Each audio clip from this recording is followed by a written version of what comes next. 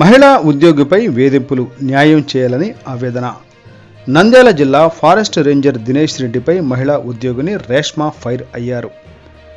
నూనేపల్లిలోని forest అసోసియేషన్లో ఏర్పాటు చేసిన విలేకరుల సమావేశంలో ఆమె మాట్లాడుతూ, డివిజన్ ఫారెస్ట్ అసోసియేషన్ అధ్యక్షురాలైన తాను ఫారెస్ట్ ఉద్యోగుల హక్కుల కోసం పోరాడుతుంటే తనపై కక్ష కట్టి వేధిస్తున్నాడంటూ ఆమె ఆరోపించారు.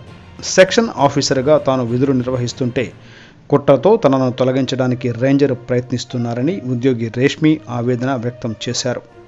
తనకు జరుగుతున్న అన్యాయం ఉన్నతాధికారుల దృష్టికి తీసుకువెళ్లినా న్యాయం జరగలేదని, తనను వేరే సెక్షన్ మార్చి న్యాయం చేయాలని ఆమె డిమాండ్ చేస్తున్నారు.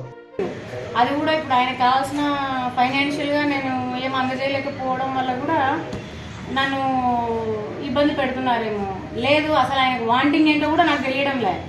ఇలా అసలు నాకు ఎవరు సపోర్ట్ చేయకుండా నా ఉద్యోగానికి భంగం కలిగిస్తున్నారు. నన్ను ఏమంటే డైరెక్ట్గా ఫిజికల్గా హెరాస్ చేయట్లేదు, ఇంకా ఎన్ని రకాలకు కావాలో అన్ని రకాలుగా హెరాస్ చేస్తున్నారు ఆయన.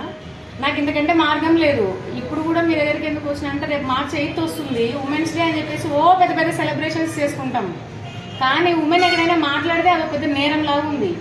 యూనిఫామ్ సర్వీసెస్లో అది ఇంకా పెద్ద నేరంలాగా ఉంది.